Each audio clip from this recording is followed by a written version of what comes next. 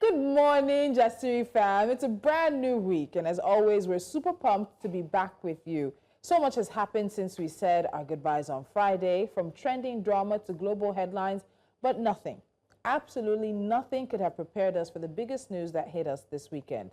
Former President Muhammadu Buhari passed away. The announcement came late Sunday, July 13, 2025, from the presidency. The 82-year-old former head of state died in London after a prolonged illness. Muhammadu Buhari was born on the 17th of December 1942. He joined the Nigerian Military Training School in 1963, and he became a military governor of the Northeast states in 1975.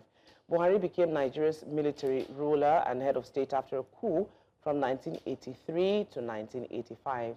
He returned as a democratically elected president in 2015 after contesting 4 times with no success. So he led as president and grand commander of the Federal Republic of Nigeria from 2015 till 2023. He was a towering figure in Nigeria's political history. Whether you admired him or challenged him, his influence was undeniable. Notable figures have weighed in, and they're still standing in their condolences since the news of his passing yesterday. President Tinubu, in a statement, called him a patriot to the very core and has ordered that flags fly at half-mast nationwide for the next 7 days.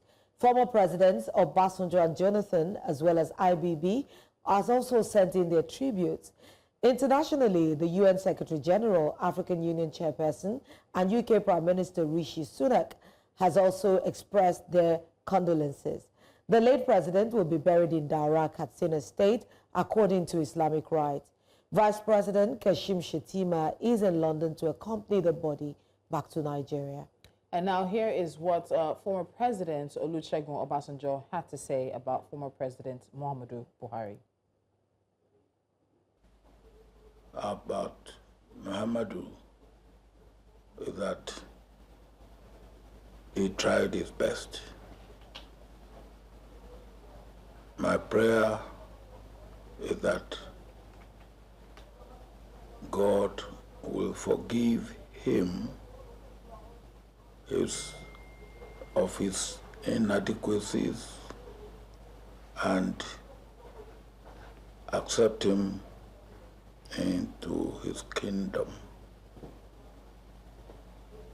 It's a loss to the nation, because at a time like this, we need the totality of the experience and what I may call statesmanship of all those who have had the opportunity to run the affairs of this country in the past to get us out of the situation we are in. He will be sorely missed, and may his soul rest in perfect peace. And this is also former President Olusegun Obasanjo. Catherine was asking me, he's 88 now. Yeah. And these are men who have been intricately woven into the history and the fabric of Nigeria. And we can hear from the president himself, international community, but really online, let's be honest, it is a mixed bag. Yeah, It is. It's a mixed bag. It Do we is. blame them but for the mix I think of emotions? yes, No, a mixed. I believe it's a mixed reaction. Unlike the time that military president Abacha died, that one was outrightly celebration. But this time around, I think people have a little bit of here and there. Some you say indifference, but as far as I'm concerned, no matter how it is, we have been privileged to have his leadership about 3 times president, and that's a lot in somebody's lifetime. And no matter how we talk, it would have some positive legacies here and there that we can, point to, that in his time we're able to achieve 1 or 2 things. I pray that God condoles his family. I don't know if you guys have seen the video. I don't know who was able to take it. In a way, I felt it was quite intrusive at such a sensitive time, but it was a video of, I think, either one of his daughters had just entered the hospital and then came out with hearing the news, and she was on the streets in London, and you could see her breaking down, and literally whoever was recording it from opposite the street, you could hear her scream when she got the news. And you know, there's always something I say, we experience people differently. Yes. He was president for many people. To other people, he was father, he was husband, he was brother, he's also, he was so many things. To others, he was military dictator. Yeah. And the experience that they and their families had of him was not the same. And so even when he was coming in, trying to be Nigeria's democratically elected leader, that was always a burden that he carried, even into the elections, even into the attempts to be president before he was elected in 2015. So as I said, it's a mixed bag. Yes, it's a really mixed bag. I don't really blame people. All I know, one thing is for certain, there is humility in death. Death is just the end of everything. Listen, it levels everything. It doesn't care who you are. Death is death. It's the same color, it's death, sha. Yeah. So whatever it is, I mean, we have to respect the fact that this is something profound. Whether we like it or not, there's been mixed reactions. And speaking to that, I don't really blame Nigerians because, you know, we haven't really had it the easiest. Yeah. Maybe whether it was during his administration or the president's administration, but a former president is a president. They say a former president is a president forever. Whether we like it or not, his family has lost somebody. Yeah. And like Tolu says, people experience people differently. Yeah. And his children are so fine. His daughters are so fine. Yeah. And, you know, as a father, maybe he was different from, you know, as a leader. How we perceived and you cannot have all the answers. As a leader, you cannot know it all.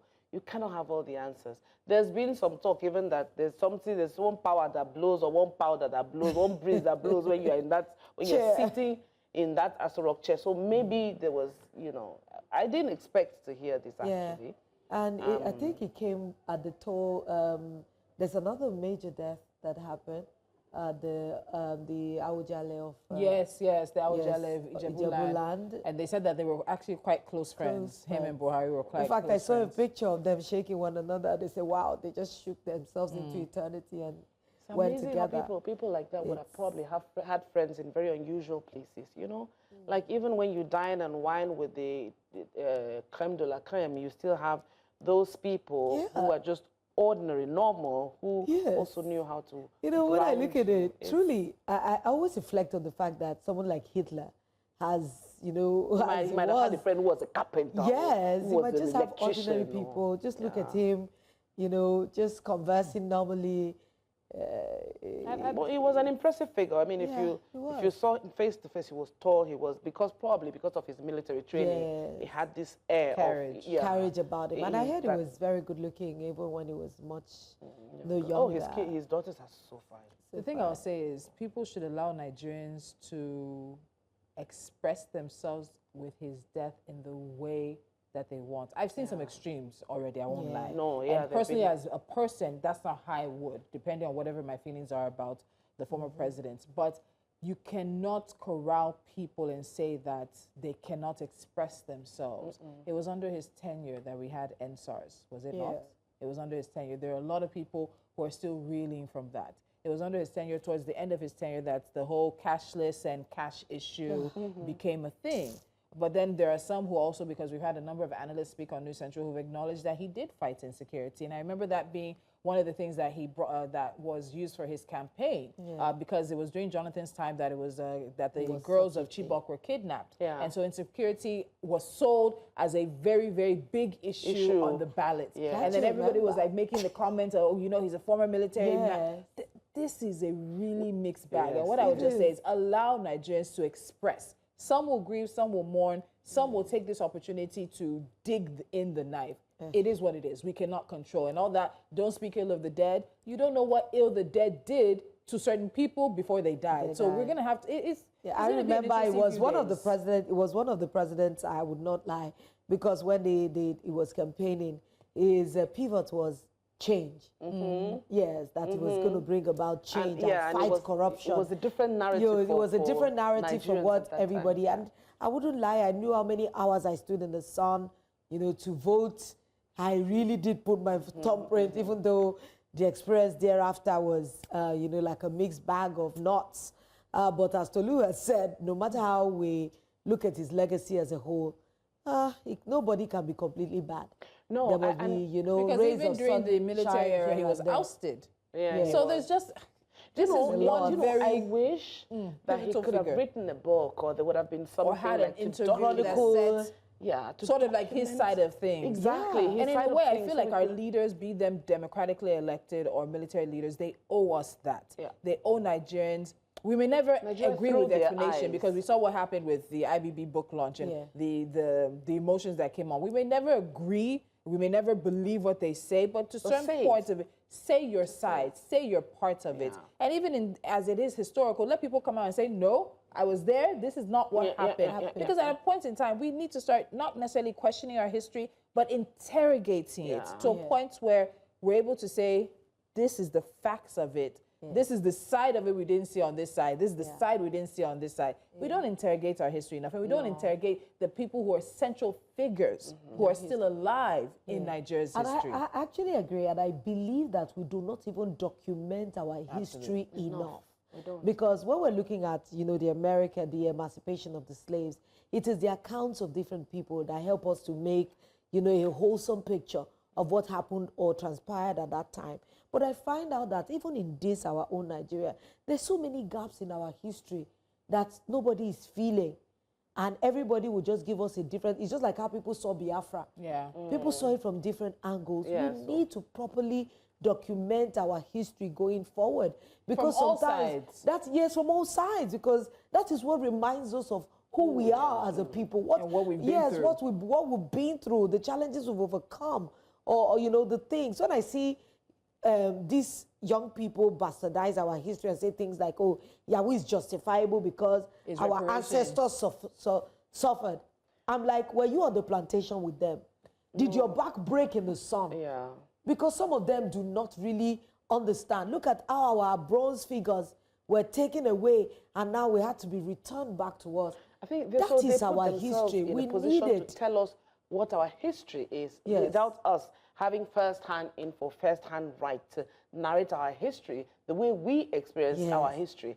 And that is why we see Nigeria, we hold on to works of prolific writers like Chinua Achebe, the late Chinua Achebe, because of how he expressed how the country treated, how Nigeria was during his time, how he experienced the country. Sometimes you read and you hear Ogbazulu Obodo, you will hear Ezemiri. You know, you just, it's a lot of, but we don't write enough. Do you know history. this thing you said? I will not lie to you. I experienced Biafra from reading books. That was how I was able to see it and understand it. Honestly, that was how I got to know it. It's not like I read like a historical account. I read it through the eyes of fictional writers that wrote it into, I don't know how truthful, where some of them would say they had to eat lizards, that some of the historical soups that were uncooked, you know, it was based on because there was nothing. There was they were nothing trying at to that make time, and something they were just out of nothing. So that is history. It's weighty. I don't think we should, you know, just let it slide. That's why this present generation, they're losing the sense of who we are as a people, because there's nowhere they can really go back and see. And we don't want to have a conversation. We shut down so many attempts, whether it's on social media, it's wherever it is. The attempts get shut down. And there's a side, you know, when, in all honesty, when you listen to a lot of Igbo people and you hear their side of things, a lot of other things make sense as to why they go home at December or why they always buy land in their hometown. There's a lot of that explains context and explains actions in the present. But so many of us don't know what their connection is to the past. Yes. All right, so it's a lot to take in this Monday morning, I know, but we'll be definitely unpacking the reactions, the legacy conversations of former President Muhammadu Buhari throughout the week. But for now, we'll take a quick break. When we return, we'll get into more hot topics. Stay with us.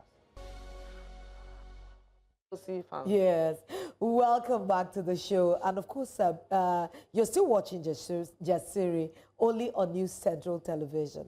Before we say anything, we want to say congratulations to Chelsea fans. Hello! On the win yesterday. Hello! The Club World Cup in the United States of America. Yes. It was a feat because everybody had just, they've handed it over to PSG. as if nothing good can come out I heard of Chelsea. Chelsea was the underdog. Yes. Yeah, I think at the time I saw it, they were leading 3-0. They say finish too much with Chelsea. And do you know that the odds were so against Chelsea? Against it us. was stacked to them to high heaven. Who is the us? Us Chelsea fans were so excited. I'm Chelsea by association by color. My own association is red. Now we're moving on to something very exciting, and it's still on the continent of Africa. We're heading to Morocco, where News Central's very own sports correspondent, and one of my favorites actually, honestly, Onyenyechi Obaro, is covering the ongoing Women's Africa Cup of Nations. It's been a tournament packed with fire, flair, and full-blown football energy. Let's check in with Onyenyechi now as we dig into how the tournament is shaping up for both on and off the pitch. Hello, my darling Onyenye. How's Morocco?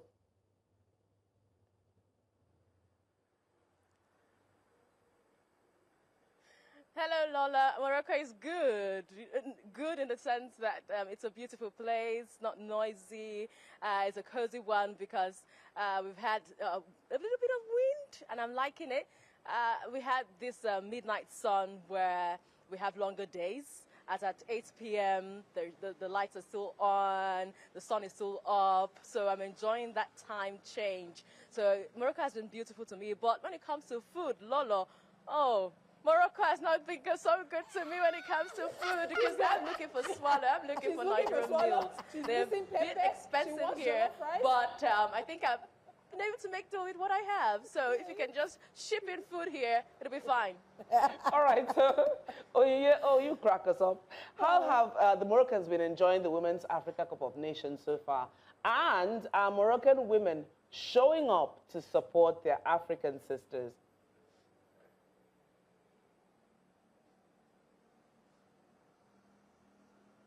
Yes, Americans have been doing well so far in the competition. They are the hosts, so they've been worthy hosts, but not done so good when it comes to publicizing the competition. If you drive from the airport down to where we had our accreditation done, there was nothing showing or nothing to even prove that the Women's African Cup of Nations is being hosted here in Morocco. We did not even see the banners, the razzmatazz, nothing. So we just only saw that tag that says accreditation here. Apart from that, in the stands, we don't have fans having to fill the stands for the game.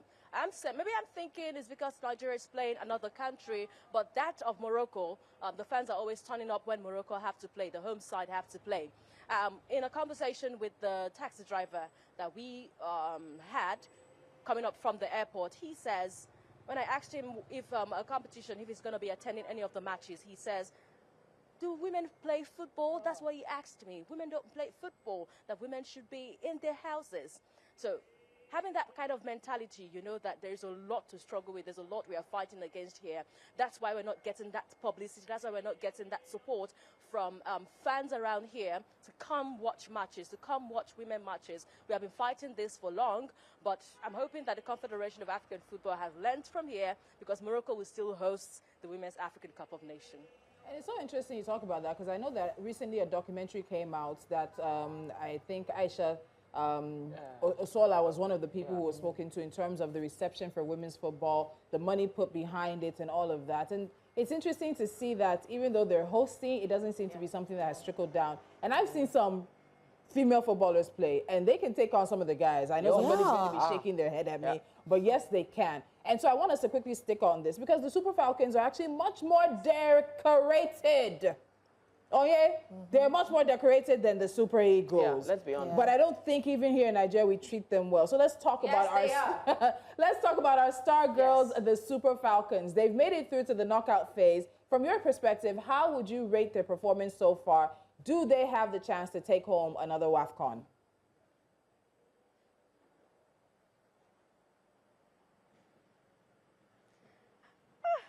So far, their performance, let me first start up from giving the ladies their flowers. They are the most decorated African players on the continent, both male and female.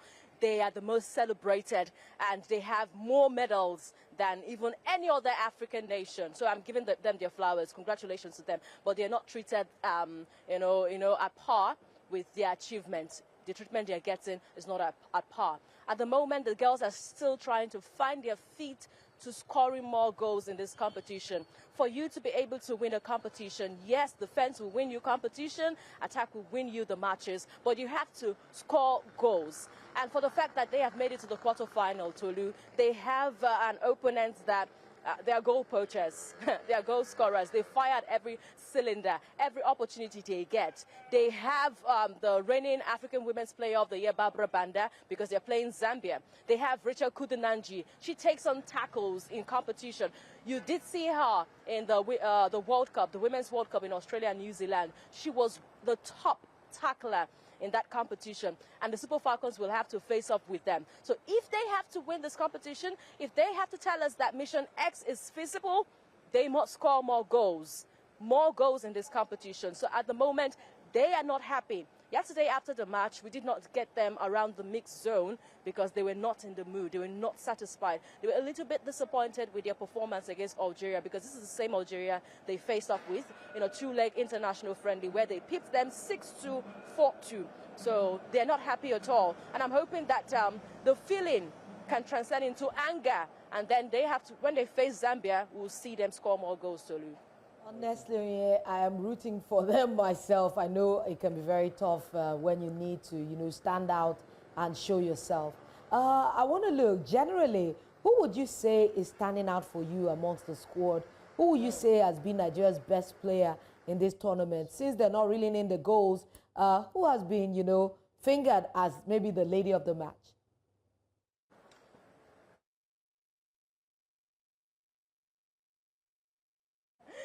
I think we've had a couple of players get the player of the match.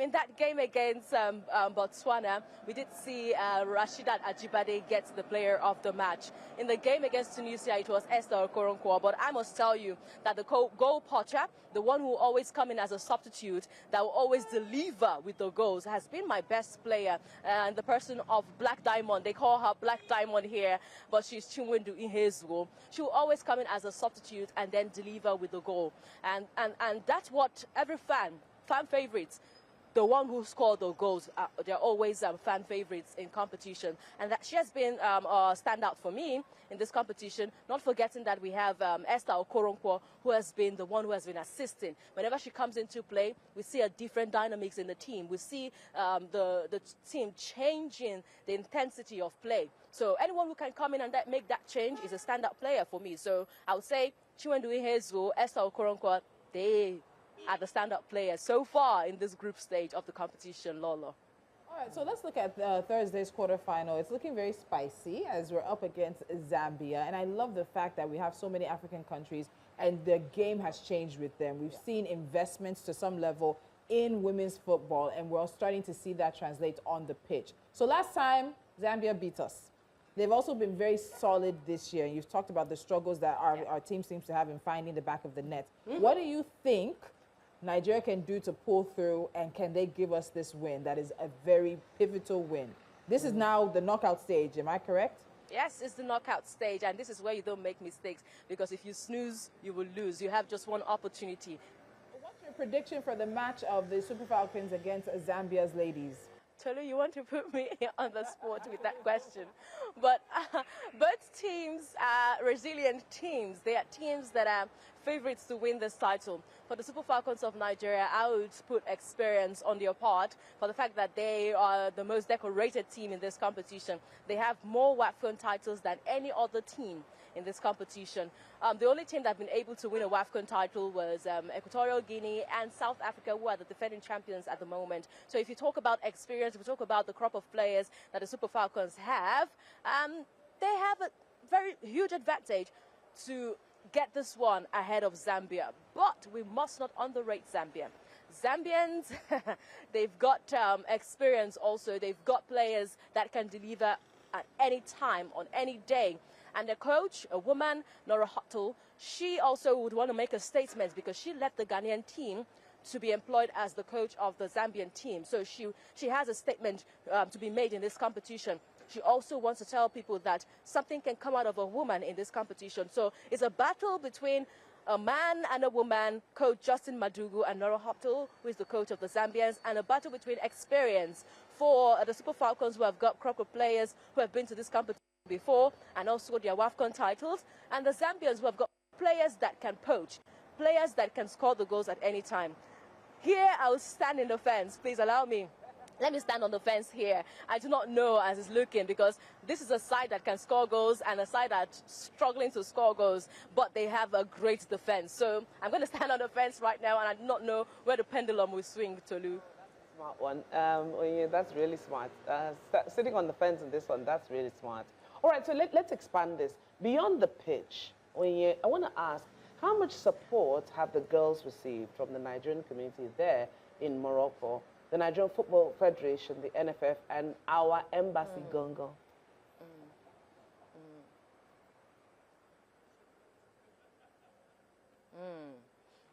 All right, and this, I would say the Nigerian fans here, Nigerians in Morocco, have given 100% support to the Super Falcons of Nigeria.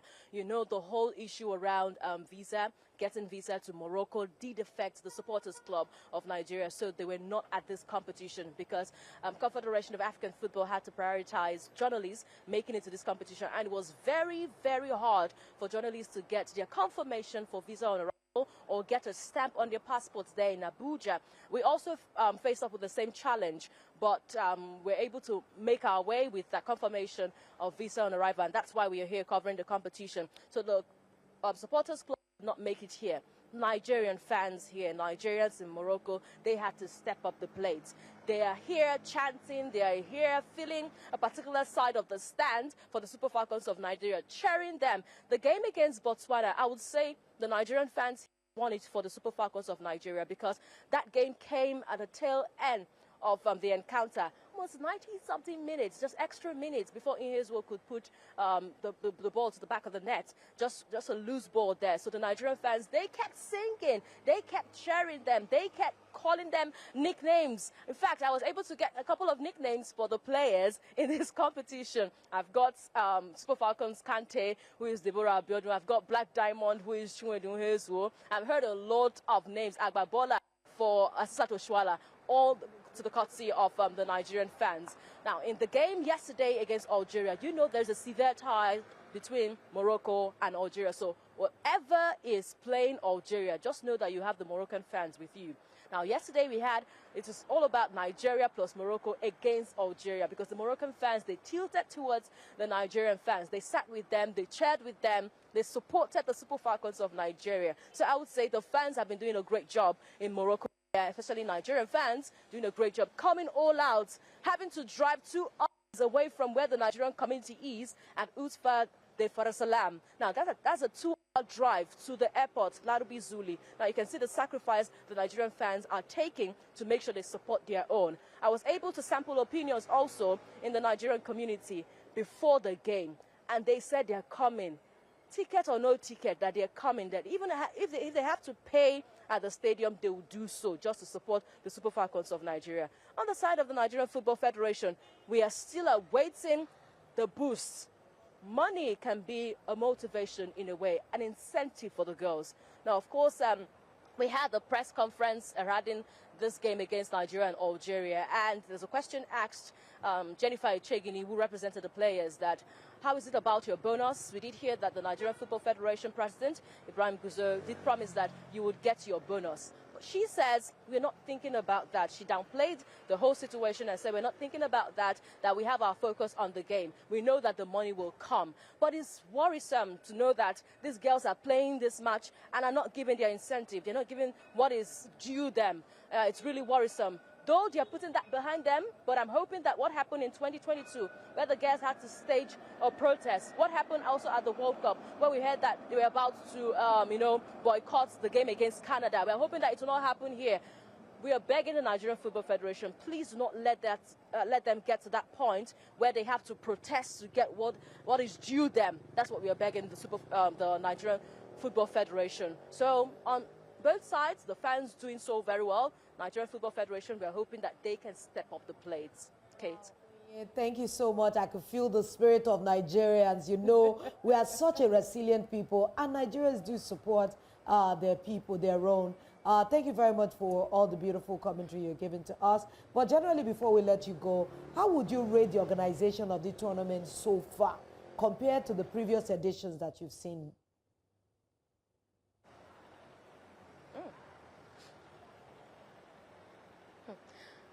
For now, they're still crawling. They're not running. Lola, they're crawling. Morocco is crawling, I would say. The local organizing committee did not impress me in that game against Botswana. When Nigeria played Botswana, there was a stray fan.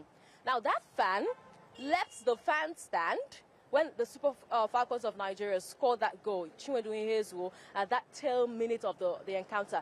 Left the fan stand, ran down into the pitch, went to celebrate with the players. When we have 11 players, there was an extra body, a 12th man on the field of play, celebrating the goal that he did not even orchestrate, that he did not even think of, that he did not even, well, it was not even on the pitch when it was scored. But he came to celebrate. It's like the whole food was prepared and he came to eat it. He came to celebrate with the players, and no single security ran after this fan. No single. Even when he got so close to the players, no single security was there to run after this particular fan. It was only the referee that shoved him off, telling him to leave the pitch immediately. And this fan ran back freely again, back to the stands, sat like a hero. His friends celebrated him that he was able to do what no man can do, as they say. So on that, I say, I was not impressed at all. But in the game yesterday against Algeria, I saw them.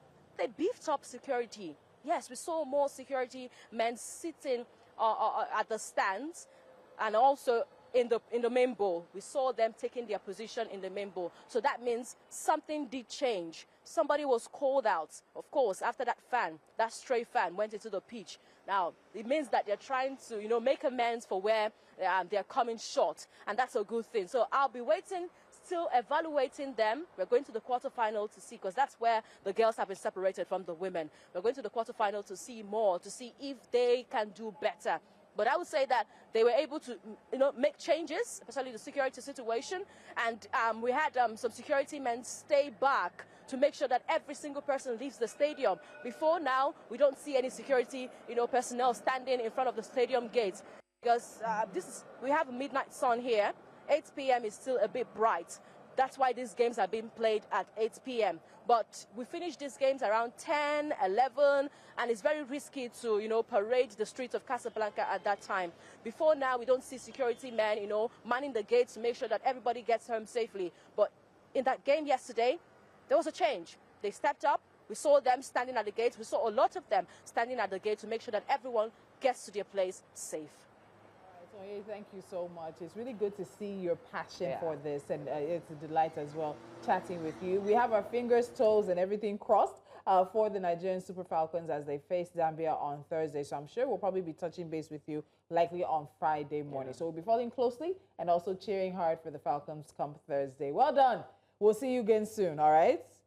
Yeah. All right. All right, now it's time for a short break. When we come back, a disturbing story out of Cross River State involving dentistry students at the University of Calabar. This one you have to hear to believe. Stay with us. Okay. I know Catherine is still reeling from that beautiful, interesting conversation we had with Onyinye. It's such a breath of fresh air today for us to see, women at the forefront of sports reporting, because it seems that there was a time we had more interest.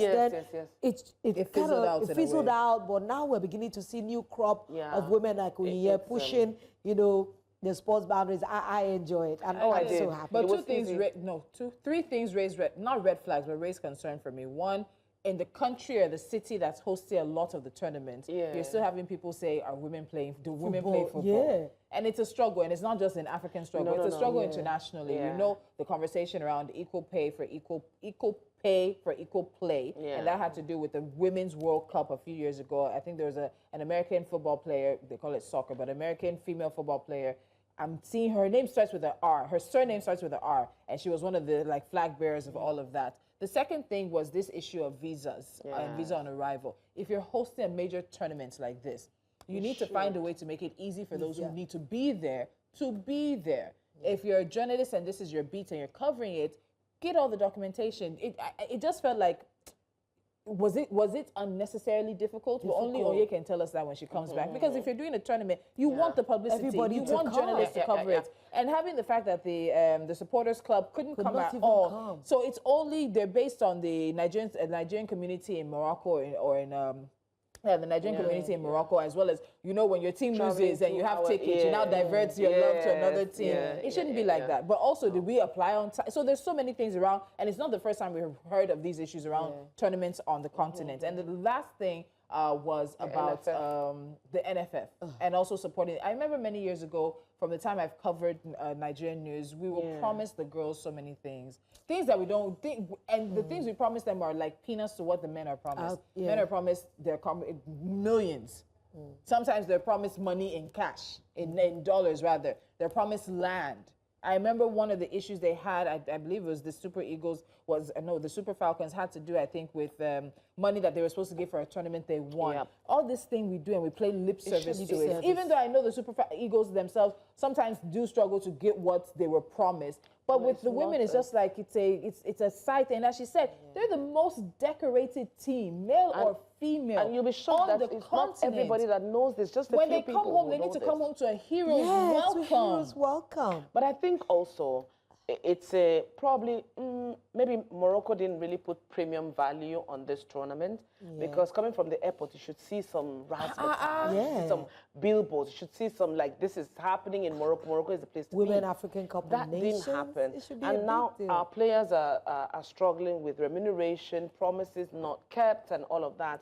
And then tomorrow, remember when we had Suo and Shola Ekpeku here, we're saying that these players end up building themselves, and they get picked up by other international bodies, international organizations that have structure and see the work they've put in themselves. So players who are on the field there now, Super Falcons, they're looking at developing themselves to meet the target of scouts. So that if a scout sees this person, say, oh, I need Black Diamond. Okay, this is the person we need for. And then when they leave and defect, it now seems like they're not being loyal to the country. How are you loyal to a country that's not loyal to you? Exactly. It's an aura for aura thing. We have this habit of claiming, you know, successes. Once they succeed, we did not help to build. That we didn't help to. Exactly.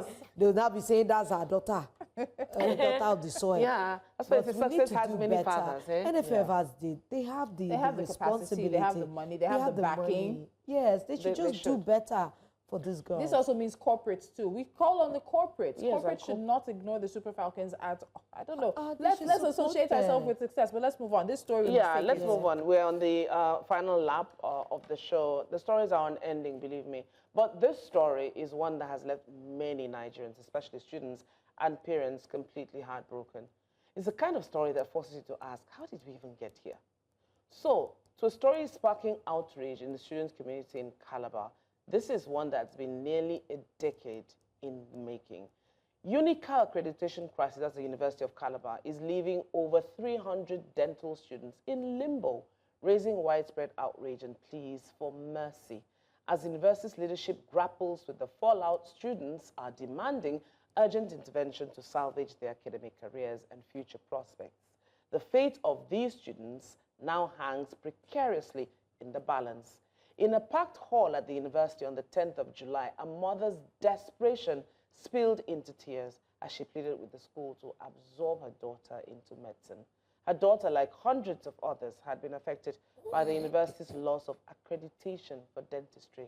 But the provost of the College of Medical Sciences, Professor Ngum I. Ngum, gave a response no one was prepared for. Listen to this, and I quote, "We admitted more than our quota, hoping you people fail, and it would balance out," end of quote. I can't stand. Are you serious, Tolu? Yes. Let me finish. At least 52 final year students of dentistry at the University of Calabar have been left in limbo. After completing their studies, they were told they wouldn't be graduating due to accreditation issues. One of the affected students, Charlotte, who has been tracking the situation since the faculty split from medicine in 2013-2014, said the issue began when the school started admitting more students than they could graduate. She said, and I quote, "The 500 level class started with 105 students. Some left, some failed, but by our final year, we were still around 97. Now, only 45 have been recognized. The remaining 52, no one knows. And how do you tell year one students who went through matriculation that they are now considered illegal, end quote. She also spoke on how the meeting with parents was handled. Quote, only 4 parents were allowed to speak, picked at random. One of them, a single mother, cried while asking for a refund. The VC didn't deny the request outright, but her response wasn't hopeful. When students asked why, the provost just said we should meet him privately, and his tone didn't match the seriousness of the issue, end quote. Charlotte also revealed that the council had earlier ordered the university,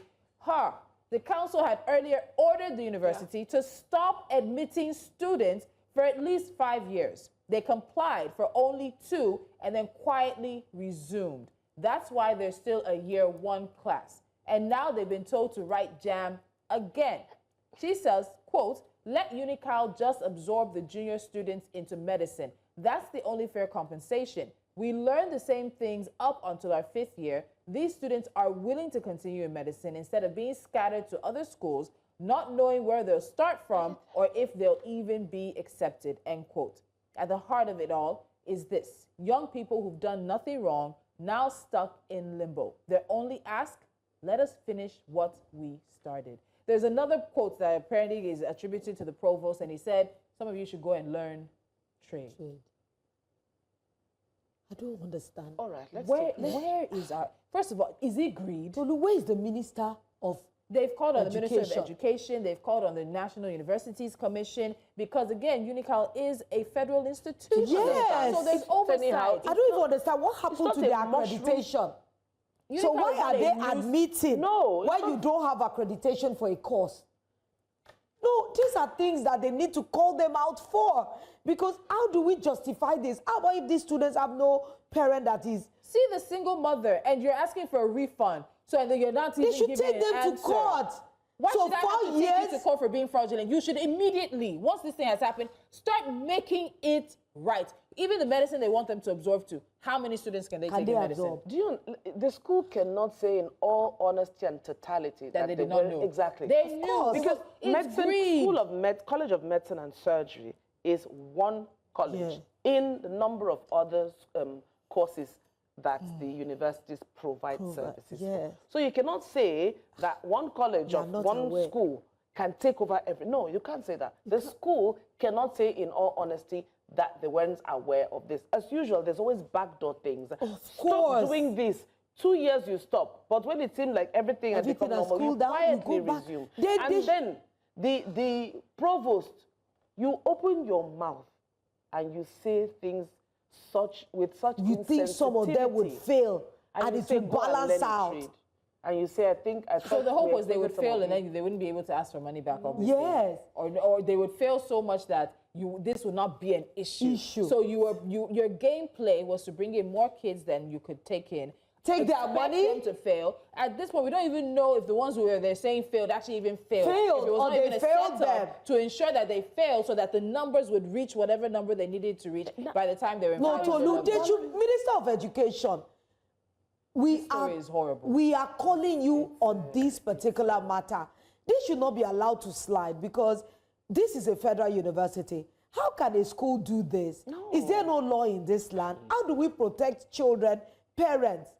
This is a university, for God's sake, that has been in existence for a long time. UNICAL, there are many bad habits that universities have that they should not do. This is something that they should not allow to go like that. No.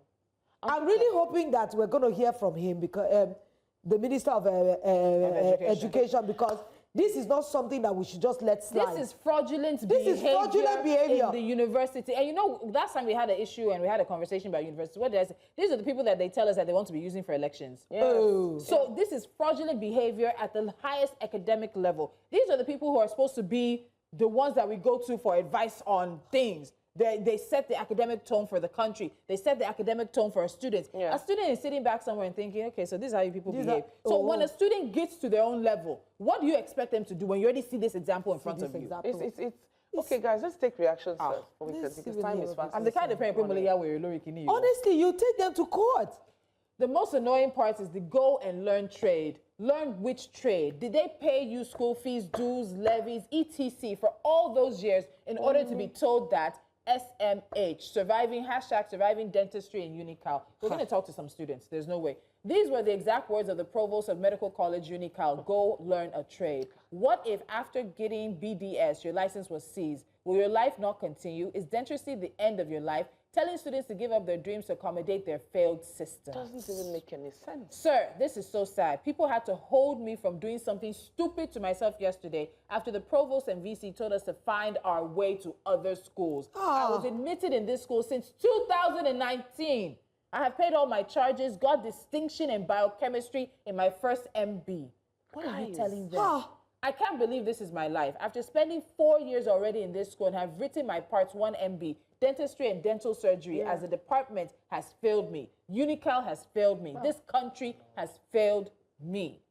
How can students be in university for 6 years studying to become dentists, and in their final year you tell them to go learn a trade, that the university cannot issue them a dentistry degree? Over 300 students. What kind of madness is going on in the University of Calabar?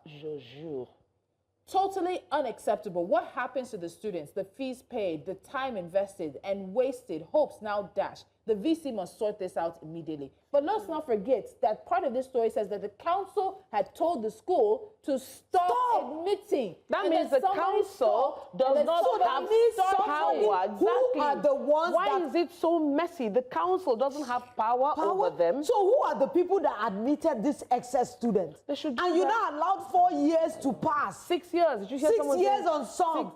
No, this one cannot just go like that. No, I'm hoping that advocacy groups in Calabar would come up, rise up, raise their voices very loud, and not allow this to go. Imagine this is happening to one of your own children.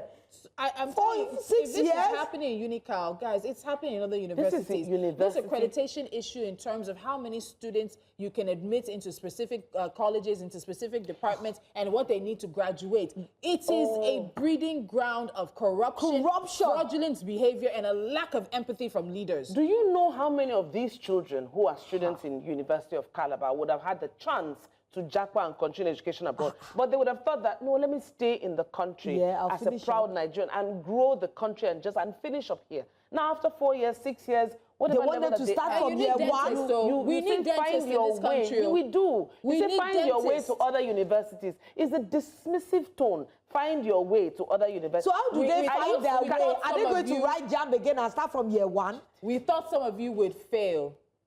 Go and learn a trade. One of you. How are you a provost in a university? You're responsible for overseeing the academic careers, the growth and development of the next generation of professionals of certain degrees. And your response to them on an issue in which you're probably part and parcel of, go and learn a trade. We thought some of you would fail. He should not be sitting on that seat. No. Who has the power right now to suspend the provost? That is the next thing, because, and I agree with Lolo, we cannot, this particular thing, we will follow it. No, we have to follow it and get it to a logical conclusion. I'm wondering that there must be some penalty. Why would you admit, at least this is not on the student's part. This is on the school's part. Whether you like admitting it or not, more than you can chew. you will find a way to sort out those students. And provost and anybody involved, please take a step away from the office you occupy. And go and sit somewhere else. And you to go and find a trade to do. It's as if you are, because obviously he's not good at being a provost, so he's in fact going to go and learn a trade. Maybe step away from that office. Sometimes you look at this nation and you feel you have heard everything. Then you hear a new one. No, do you know? This is a new one to me. And for a woman like me that we have children in the university, do you know how this makes me feel? Federal so scared. Now I want to go and be checking my daughter's department and making sure it's accredited. That is accredited. Lolo. And that they are the students in that class, they will be graduated. Half of me is FA Calabar. I grew up Exactly. there. Imagine taking my child now who is into the sciences and said, oh, for the love of home, let her go. Why are our children in private schools? Is it not because of these problems? And some of them do have it too. We'll follow this. So that's all we can take today. But this particular story, you'll be hearing from us later on in the week. We hope you've got... Oh, I can't even speak in it. Let's go. We'll see you guys We'll see you tomorrow. I'll tell you.